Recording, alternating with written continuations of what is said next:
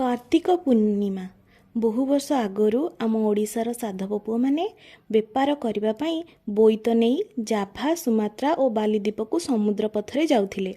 ओडिया कार्तिक मासरे सेमाने अनेक धन और अलंकार नहीं निज राज्य को फेरी आसुथिले। सेमानंक बेपाररू मिलुथुवा धनरे ओडिशा एक धनी राज्य होई परिथिला। आजिका समय रे से साधव पुओ माने आउ नाहांती किंबा बोईत बेपार करने को जाऊ नाहांती, किंतु सेमानंकर गौरव को मने रखिबा पई कार्तिक मासर पूर्णिमा दिन ओडिया माने बोईत बंदान पालन करती। एही दिन खूब सकाळ उठी गाधुआ सारती और कदली पटुआ व सोलरे तियारी डंगा को पूजा करी भसाई दियंती। एहा परे मंदिर को जाई भगवान को दर्शन करती।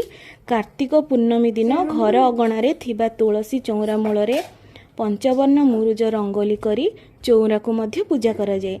बालीद्वीपरू बेपार रे आनिथिबा जिनिस को साधव पुओ माने महानदी कूलरे दोकान बजार बसाई बिक्री करुथिले। सेही परंपरा अनुसार कटक रे आज मध्य विश्व प्रसिद्ध बालीजात्रा